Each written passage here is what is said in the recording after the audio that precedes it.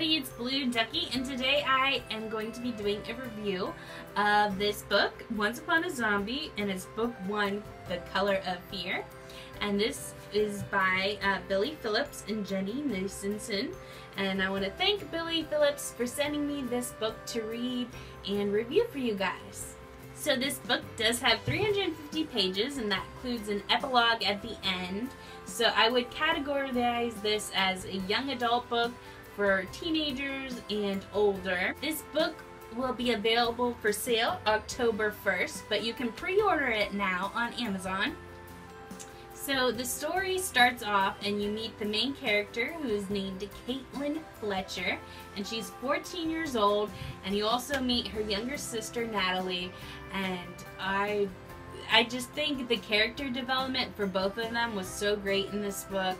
It starts off in the human world, and then they travel to a different dimension with Rapunzel here, and then you meet the different characters. The main princesses in this book, this is book 1, and by the time you get to the epilogue, you'll be wanting book 2. Believe me, I was like, oh, it's not even out yet. The book 1's not even out yet, so it's gonna be a wait for book 2, but I'm so excited for it. So you meet Cinderella and Snow White and Sleeping Beauty. These 4 are the main princesses that stick with the characters because Belle and Little Mermaid, well, the Little Mermaid shows up closer to the end, and then Belle is what they call the red-eyed zombies, Blood Eyes. Yeah, the blood-eyed zombies, those are like the savage zombies that you think of, but these 4, they're zombified on the outside, but they still talk and are, you know, can be around people without trying to bite them. But what I really loved about this book, it gave me a whole new appreciation for these dolls, to like see the characters and then get to know the characters, and then you can look at the dolls and know what personalities they have, and it's just really fun, and they go so well with the dolls. I really love this book. I wanted to take a second and read the summary for you guys so you can kind of get a little hint of what it is about. Unexplainable sightings around the globe.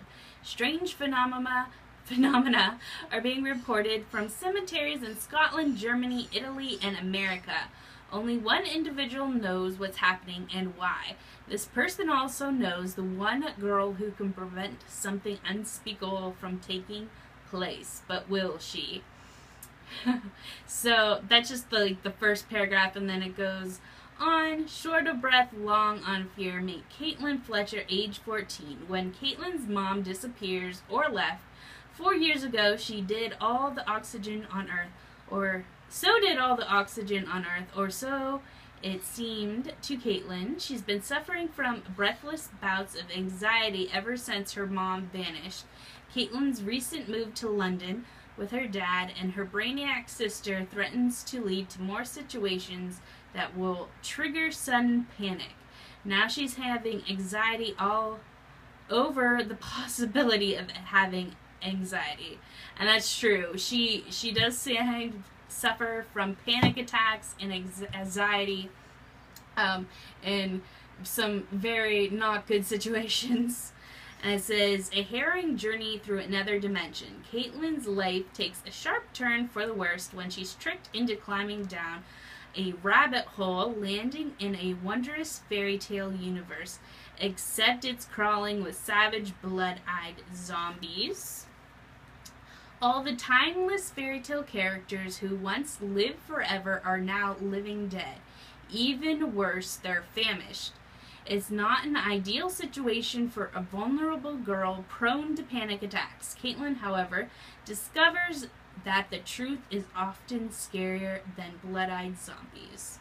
So, yeah, it's really, really good. I enjoyed it. It has a lot of action. For those of you wondering, like, oh, it's zombies, is it like gory? Is there a lot of violence? There are some parts that I think are gross, but there's not a lot of gore or people like being ripped apart or anything like that. just a couple gross parts, like when they're describing the zombies and like different things, but it's not like a horror novel. I don't worry about being scared. For me, I wasn't scared. It had a good mixture of fantasy in it. Of course, they're in a fairy tale world and going through different dimensions. And there is a love interest, a little bit of romance for those who like that.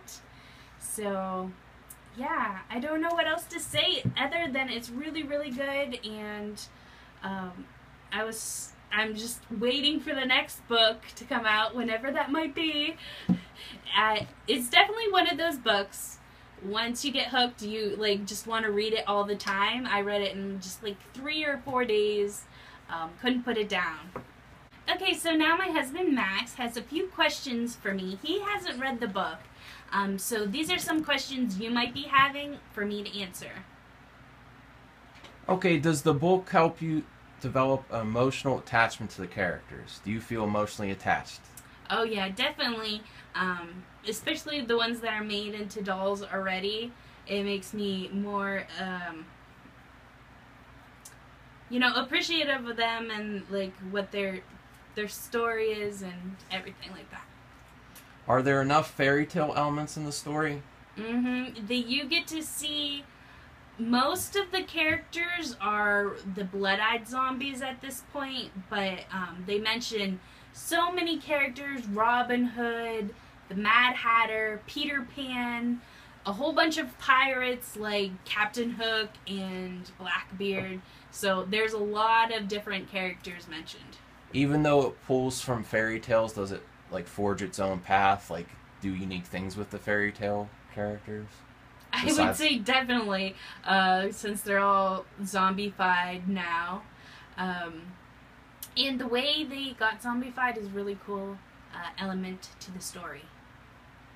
Oh, that was actually part of my next question. Zombie movies and stories usually have an origin to how they become a zombie. Without giving it away, do you think they earned the zombie in this book? The creation of the zombies. They did. Billy and Jenny, yes, did a wonderful job explaining that. They went into detail. It wasn't boring. It was different than, I think, any other zombie. It wasn't a virus or anything like that.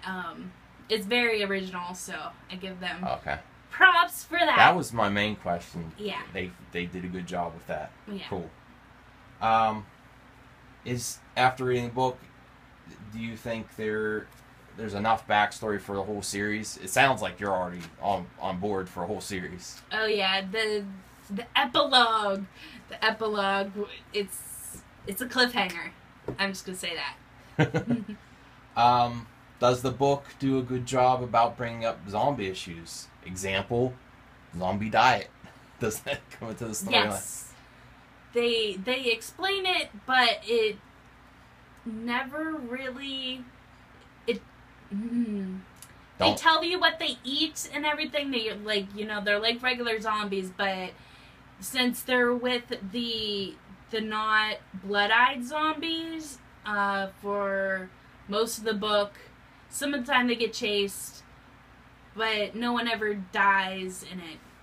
I mean, gets eaten in the book, so you don't have to be scared about it being too gory, like I said. Is there a princess fairy tale character that you want to see in the future made into a doll? Based on, well, maybe after reading the book, one that hasn't been a doll yet. As far as the princesses go, I can't think of really one, but there are so many characters from the book that, especially the main characters, Caitlin and Natalie. I want her little sister to be made into a doll in her Chili Pepper outfit so bad. That would be amazing. And some of the boy characters, definitely I want to see be made into dolls. Yeah, I'd like to see how they tackle the zombie boy. Yeah. Well, that's sort of goes my next. Did the side characters get enough to do this from the fairy? I definitely say the side characters get enough to do. the blood-eyed zombies aren't in it too much, but as far as the non-affected characters or the ones that haven't been turned into the blood-eyed zombies yet, yeah, they do. They definitely do. Some of the chapters focus mainly on them, so it's cool. After reading the story, does your personality match a regular princess from a fairy tale or a zombie princess? Who do you relate to more? Well, in this storyline, their personality is the same. It's just the outside of them that's changed.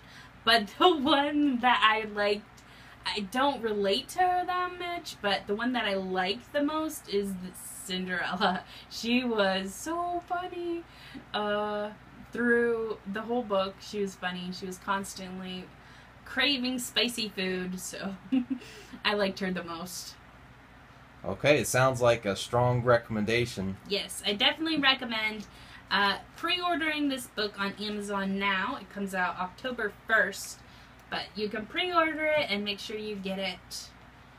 Also, you think a book is an awesome way to restart the series, like the dolls and everything. Isn't it great to have a backup story first? Yeah, I like that. And then there are new dolls coming out soon. Alice and the Red Queen will be coming out in the fall. Okay, so look out for that. I definitely will be getting those, and I'm excited. Yeah, I'm just really excited. I love this book. I love it. So yeah, thanks again to Billy Phillips for sending me the book to be an advanced reader and give you guys my review on it. Like I said, really, really, really enjoyed it thoroughly. And guys, when I get the Alice and the Queen of Hearts, if you want to see me do a complete collection video and doll comparison, make sure to tell me down in the comments and give this video a thumbs up. Go check out the book on Amazon. Again, it's for pre-order. And if you're a new viewer, hit that subscribe button. And see you guys later. Bye!